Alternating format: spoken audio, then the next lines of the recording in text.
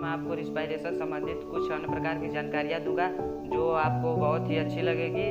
चलिए, तो यदि मेरा चैनल सब्सक्राइब नहीं किए होंगे तो सब्सक्राइब कर देना प्लीज़, ज़्यादा से ज़्यादा आप शेयर कर देना। चलिए, मैं आपको रिस्पायरेशन संबंधित कुछ जानकारी दूंगा। जैसे मैं रिस्पायरेशन कहते किसे हैं, रिस्पायरेशन कितने प्रकार के होते हैं, रिस्पायरेशन से हमें लाभ क्या होता है, सारी जानकारी इस वीडियो में मैं दूंगा। तो सबसे पहले मैं बता दे रहा हूँ आपको रिस्पायरेशन कहते किसे हैं। वे जीव जो इन्वायरमेंट में से ऑक्सीजन लेते हैं तथा शरीर से कार्बन डाइऑक्साइड बाहर निकालते हैं, उसे हम श्वसन कहते हैं। श्वसन निम्न दो प्रकार के होते हैं दोस्तों, aerobic respiration, anaerobic respiration. Aerobic respiration का उसे कहते हैं वे जीवधारी जो वातावरण से डायरेक्टली अपना ऑक्सीजन प्राप्त करते हैं, उसे एरोबिक रिस्पायरेशन कहते हैं। और दूसरा का वाला दोस्तों जो है एनारोबिक रिस्पायरेशन। वे जीव जो वातावरण से इनडायरेक्टली प्रकार से अपना ऑक्सीजन प्राप्त करते हैं, उसे हम कहते हैं एनरोबिक रिस्पायरेशन।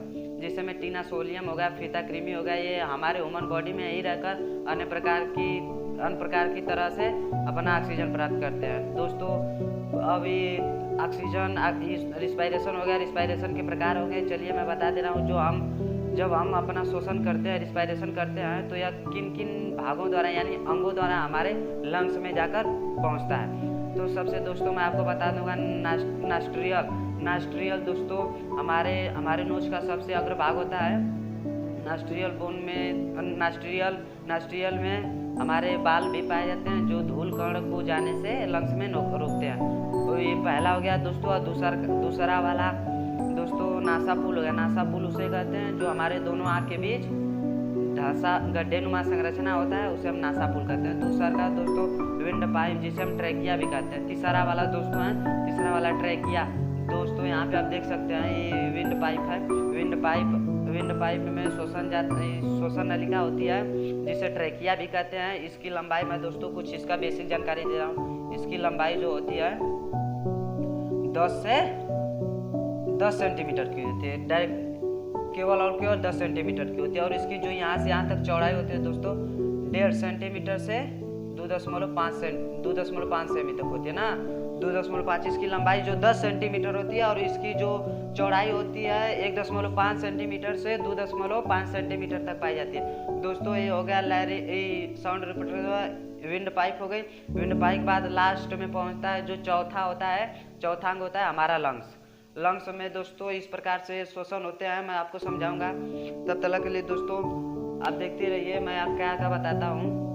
यहाँ पे दोस्तों हो गया, इसे लैरिनेक्स कहते हैं। साउंड लैरिनेक्स को दोस्तों मैं कई भाग बताऊंगा, इसके नाम आपसे पूछेंगे तो आप कंफ्यूज मत होगा कि कोई भी आपसे पूछ सकता है। साउंड रिप्रोडक्शन बॉक्स, इसे लैरिनेक्स को साउंड रिप्रोडक्शन बॉक्स कहते हैं। फिर इसे एप्पल्स ऑफ एडम्स भी कहते हैं, इसे म्यूजिक बॉक्स भी कहते हैं, साउंड बॉक्स भी कहते हैं, हर चीज़ दोस्तों इसे भी कहते हैं। चलिए, तो यहाँ पे आप इसे कहते हैं ब्रानकाई, जहाँ पे विन हमारा लैरिनेक्स पाया जाता है उसे ब्रानकाई कहते हैं। ब्रानकाई को हमारा लैरिनेक्स निम्न 3 भागों में बांटता है, 3 भागों में, ठीक है दोस्तों। यहाँ पे देख लीजिए, यहाँ से एक भाग हो गया, यहाँ से दूसरा भाग है। यहाँ से दूसरा भाग होता है जिसे प्राइमरी ब्रानकायूलस कहते हैं। पहला भाग को प्राइमरी ब्रानकायूलस और दूसरे वाले भाग को सेकेंडरी ब्रानकायूलस, जो यहाँ से चलती है दोस्तों, यहाँ से बढ़ गई है, यहाँ से 2 चल गई, एक इधर चल गई है, एक इधर।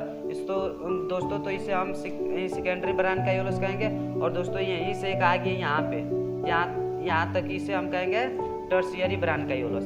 यहाँ पे टर्शियरी ब्रानकायूलस होगी, ठीक है। टर्शियरी ये 3 भागों में ब्रानकायूलस ब्रानकाई 3 भागों में टूटता है, प्राइमरी ब्रानकायूलस, सेकेंडरी ब्रानकायूलस, टर्शियरी ब्रानकायूलस, ठीक है दोस्तों। जो पहला वाला ये होता है, दूसरा है, तीसरा है, ठीक है दोस्तों। आपको क्लियर हो गए ब्रानकाई के बाद मैं दोस्तों आपको बता देता हूँ। ब्रानकाई के बाद जो दोस्तों ये तो ब्रानकाई के पार्ट हो गए, ठीक है। मैं बता दे रहा हूँ अब इसके कितने भाग होते हैं, ठीक है दोस्तों। मैं बताने जा रहा हूँ लंग्स के लेयर के भाग कितने होते हैं, ठीक है। लंग्स के निम्न 2 भाग होते हैं, वाह भित्ति एंड आंतरिक भित्ति।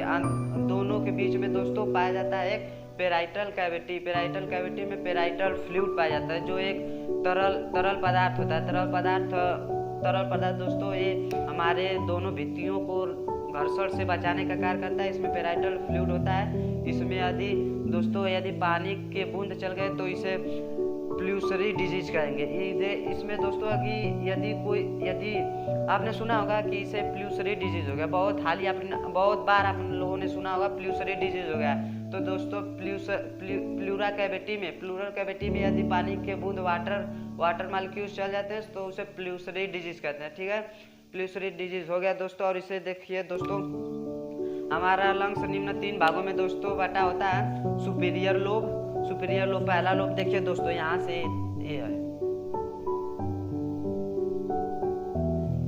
दोस्तों, यहाँ से दोस्तों देखिए सुपीरियर लोब यहाँ तक हो गया पहला। और दूसरा दोस्तों ये यहाँ से यहाँ तक जो एरिया है हमारा लंग्स सुपीरियर लोब हो गया। फिर मिडिल लोब हो गया। फिर तीसरा का दोस्तों जो लास्ट वाला है इन्फीरियर लोब। कोई पूछेगा हमारा लंग्स कितने भागों में बटा होता है? 3 सर। बोलेंगे सर 3 भागों में बटा होता है। Superior lobe, middle lobe, inferior lobe 3 भागों में हो गया। और ब्रानकाई कितने भागों में बटी होती है? 3 भागों में सर। कौन कौन? Primary bronchioles, secondary bronchioles, tertiary bronchioles. Parietal cavity क्या होती है दोस्तों? इसमें पेराइटल फ्लूइड पाया जाता है, जो एक तरल पदार्थ होता है जिसमें वाटर मालिक्यूल जाने पर हमें प्लूसरी डिजीज हो जाता है। आप लोगों ने बहुत बार नाम सुना होगा। ठीक है, तो इसके और यहाँ पे दोस्तों जो ये दिख रहा है इसे डायफ्राम, हमारे में जगह नहीं थी दोस्तों तो इसीलिए मैं इसे छोड़ दिया था। इसे डायफ्राम कहते हैं। ठीक है, रुक जाइए मिटा लेता हूँ तब तक लग ले।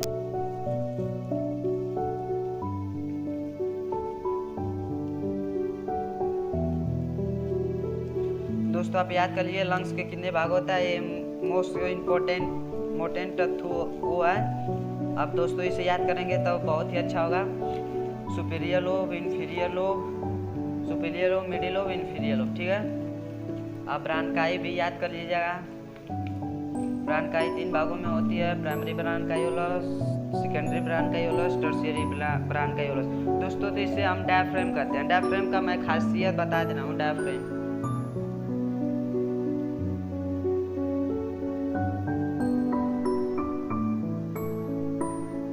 दोस्तों इसे हम डायफ्राम कहते हैं। डायफ्राम कोई भी पूछ देगा कि डायफ्राम का आधार किसे कहते हैं, लंग्स का आधार किसे कहते हैं, सॉरी दोस्तों, लंग्स का आधार किसे कहते हैं, तो आप बताएंगे डायफ्राम के ऊपर हमारा लंग्स उपस्थित होता है। ठीक है, लंग्स हमारा उपस्थित होता है जिसपे डायफ्राम पे हमारा लंग्स उपस्थित होता है। ठीक है, तो इसे डायफ्राम कहेंगे दोस्तों, भूलेगा मत। अब चलिए मैं लंग्स के बारे में कुछ बता देता हूँ। और दोस्तों इसे मैंने तो बताया, विंड पाइप वायुनाल 10 सेंटीमीटर लंबा होती है और 1.5 सेंटीमीटर से 2.5 सेंटीमीटर तक चौड़ी होती है। कोई पूछ देगा इसकी संरचना कैसी होती है, तो आप बताएंगे सी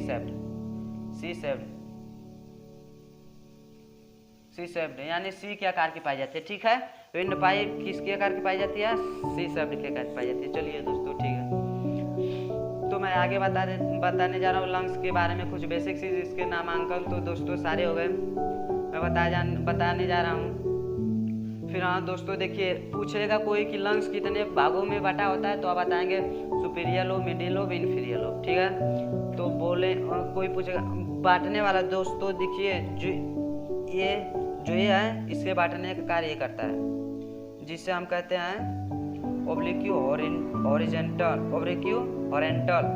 ठीक है, ओब्लिक्यू दोस्तों, ओब्लिक्यू हॉरिजॉन्टल कहते हैं, ओब्लिक्यू फिशर कहते हैं। ठीक है, इसे ओब्लिक्यू फिशर कहते हैं, इसे ओब्लिक्यू हॉरिजॉन्टल कहते हैं। ठीक है, और दोस्तों इसे भी ओब्लिक्यू फिशर कहते हैं। ये इधर का बायां साइड, लेफ्ट साइड का दोस्तों 2 भाग में बटा होता है।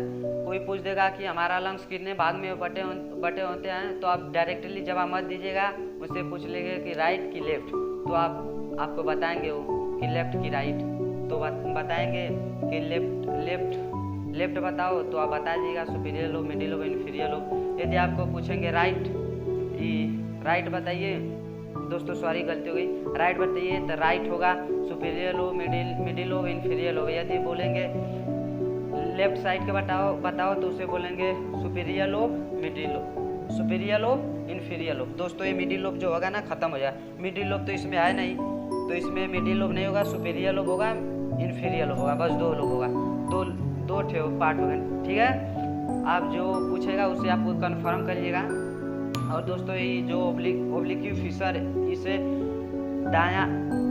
बाएं साइड लंग्स को ओब्लिक्यू फिशर बांटने का कार्य करता है। ठीक है, तो आप ध्यान से दोस्तों जाइएगा।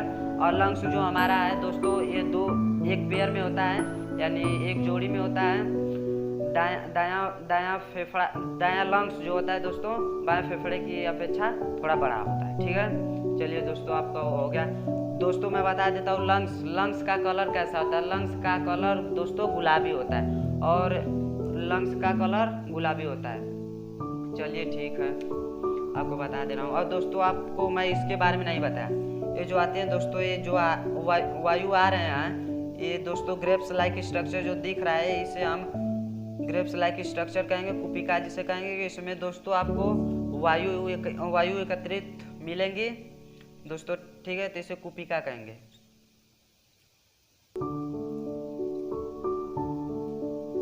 ठीक है दोस्तों, तो इसे हम कुपिका कहेंगे। कुपिका दोस्तों जिसमें कुपिका किसे कहेंगे, जिसमें हमारा ऑक्सीजन एकत्रित होता है उसे हम कुपिका कहेंगे। ठीक है, चलिए दोस्तों मैं तब तक के लिए मिटा लेता हूँ। और दोस्तों इनकी जो संख्या होती है, इनकी जो कुपिकाएं की संख्या होती हैं, हमारे ह्यूमन बॉडी में स्वच्छ मनुष्य में 15 करोड़ होती हैं, जबकि शिशुओं में 2 करोड़ होती है। ठीक है दोस्तों, चलिए कोई बात नहीं।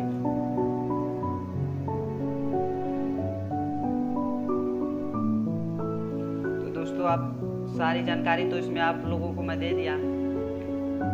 पेराइटल कैविटी, पेराइटल फ्लूइड इसमें भरा होता है, जिसे पेराइटल डिजीज कहते हैं। ठीक है, चलिए दोस्तों सारी जानकारी लंग्स के बारे में मैं दे दिया। अगले चैप्टर में देखिए मैं क्या बताता हूँ।